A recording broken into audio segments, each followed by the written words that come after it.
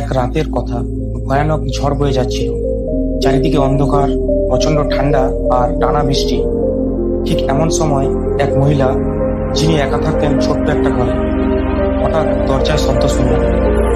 একটা অজানা আতঙ্কে কিছুক্ষণ থমকে থাকলেন, কিন্তু নিজের ভিতরের সাহস আর হৃদয়ের মমতা দিয়ে দরজা খুলে দিলেন। দরজার উপরে দাঁড়িয়ে ছিল এক অচেনা লোক, মাথা থেকে পা পর্যন্ত কাদা আর বৃষ্টিতে ভিজে একাকার। ভদ্রলোক কাঁপতে কাঁপতে বললেন, আমার গাড়ি কাদায় আটকে গেছে, আমি খুব জরুরি একটা কনফারেন্সে যাচ্ছিলাম, কিন্তু ঝড়ের দিক হারিয়ে ফেলেছি। মহিলা তাকে ভেতরে নিয়ে এলেন, একটা শুকনো তোয়ালা দিলেন আর ভালোবাসা দিয়ে একটা গরম কফির কাপ এগিয়ে দিলেন। লোকটি ধীরে ধীরে গরমে সান্ত্বনা পেতে লাগলো। ঠিক সেই সময় তার চোখে পড়ল এক অবাক করা দৃশ্য। সেই মহিলা এক কোণে একটা ছোট্ট পালনার সামনে হাঁটু গেড়ে বসে প্রার্থনা করছিলেন। মুখে নীরবতা, চোখে অশ্রু আর হৃদয়ে অগাধ বিশ্বাস। লোকটি অভিভূত হয়ে জিজ্ঞেস করল, আপনি এত গভীরভাবে কি প্রার্থনা করছেন?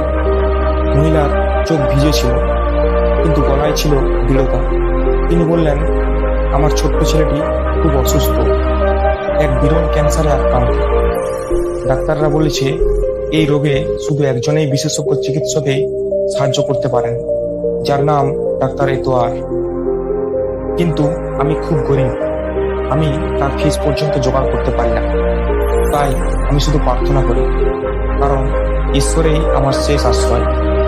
এই কথা শুনে লোকটি স্তব্ধ হয়ে গেল, চোখে জল চলে এল এবং তার ঠোঁট কাঁপছিল। তিনি বললেন, আপনার প্রার্থনা ঈশ্বর শুনেছেন। আমি সেই ডাক্তার এতোয়ার, আর আমি আপনার ছেলেকে বিনামূল্যে চিকিৎসা করব। মহিলা হাউমাউ করে কেঁদে ফেললেন, তার হৃদয় ভরে গেল কৃতজ্ঞতায়। আর সেই ডাক্তারও কাঁদছিলেন, কারণ সেই মুহূর্তে তিনি বুঝতে পারলেন তার জীবনের আসল উদ্দেশ্য কি। সেই ছোট্ট ঘরে, সেই ঝড়ের রাতে ঈশ্বর দেখিয়ে দিলেন সবকিছু পরিকল্পিত, সবকিছু তার সময় মতো ঘটে। ঝড়, রাস্তায় হারিয়ে যাওয়া, গাড়ি আটকে পড়া, এই সব কিছুই ছিল ঈশ্বরের তৈরি এক মহান পরিকল্পনা।